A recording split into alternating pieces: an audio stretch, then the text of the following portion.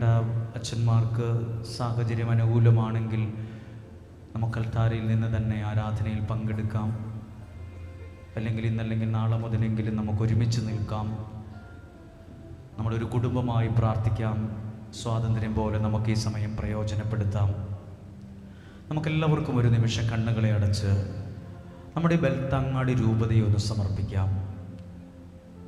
അഭിവന്ദ്യ James പിതാവിനെയും Lawrence പിതാവിനെയും നമുക്ക് ഓർക്കാം. വികാരി ജനറൽ അച്ഛൻ, ചാൻസലർ അച്ഛൻ, അതോടൊപ്പം ഈ ഇടവകയിലെ വികാരിയച്ഛൻ, എല്ലാ ഫൊറോന വികാരിയച്ഛന്മാർ, ഇടവക വികാരിയച്ഛന്മാർ, കൊച്ചച്ഛന്മാർ, സന്യസ്തരായിട്ടുള്ളവർ, എല്ലാ സഭകളിൽ നിന്ന് വന്നിട്ടുള്ള വൈദികർ, സിസ്റ്റേഴ്സ് ആകാൻ പഠിക്കുന്നവർ, വൈദിക വിദ്യാർത്ഥികൾ, നമ്മുടെ ഈ ദേശത്തുള്ള എല്ലാ മാതാപിതാക്കൾ, യുവതീ-യുവാക്കൾ, കുഞ്ഞുങ്ങൾ, നമ്മളെല്ലാം പലരാണെങ്കിലും ഒരുമിച്ചൊരു കുടുംബമായി നിൽക്കുന്നൊരു സമയവും സ്ഥലവുമാണ്.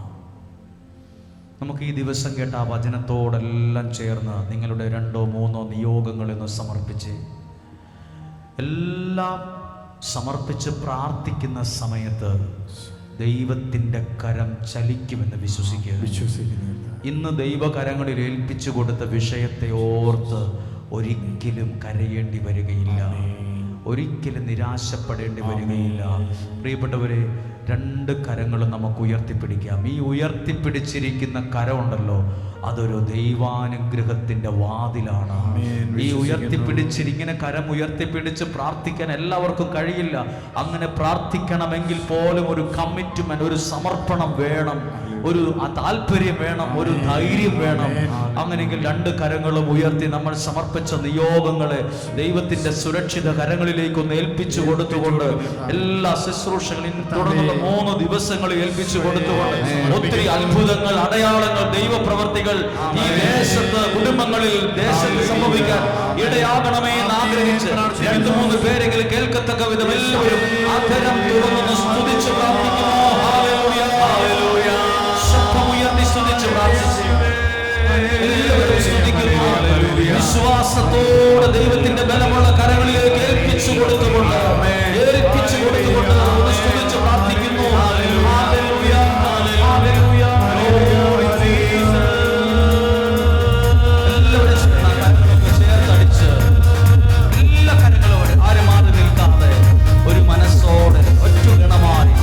വിശ്വാസത്തോടെ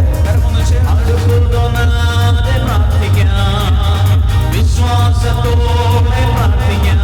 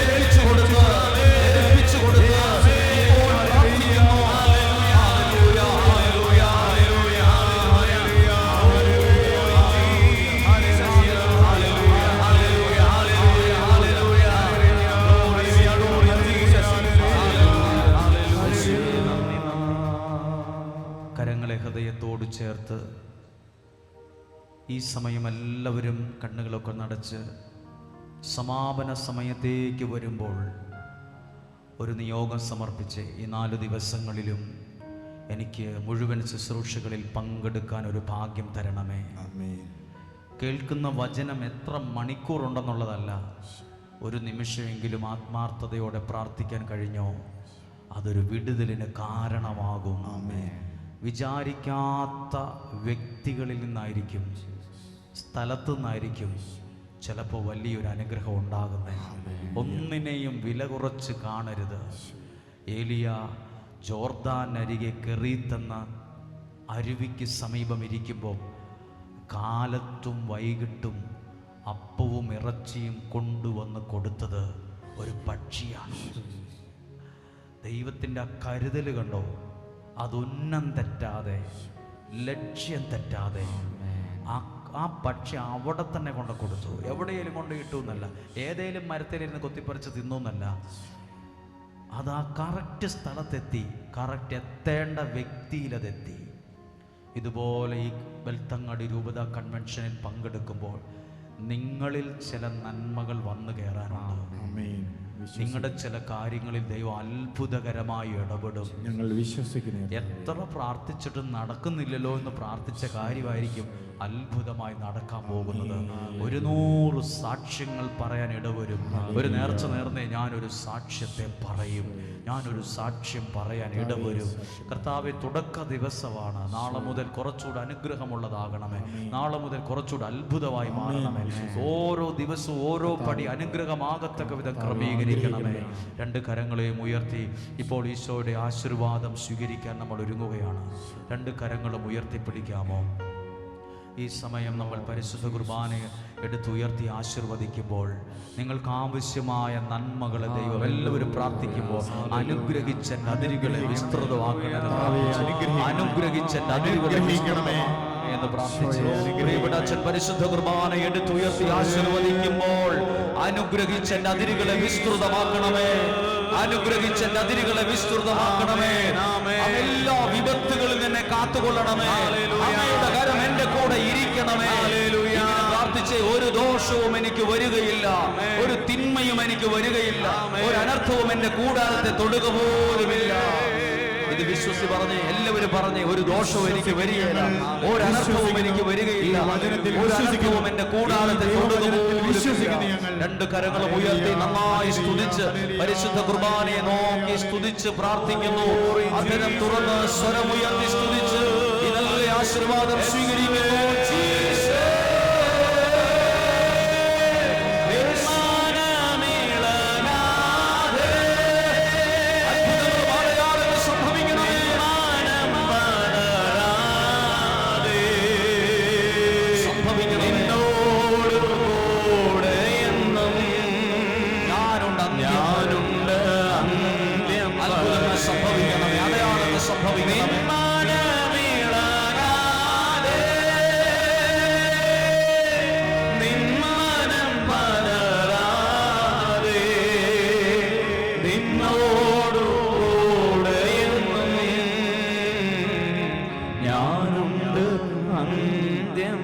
കരങ്ങൾ താഴ്ത്തി പരിശുദ്ധ പരമമാ ദിവ്യകാരുണ്യമേ, എന്നുമെന്നും അങ്ങേക്കാരാധന. എല്ലാവരും ചേർന്ന് പരിശുദ്ധ പരമമാ ദിവ്യകാരുണ്യമേ, എന്നുമെന്നും അങ്ങേക്കാരാധന, എന്നുമെന്നും അങ്ങേക്കാരാധന.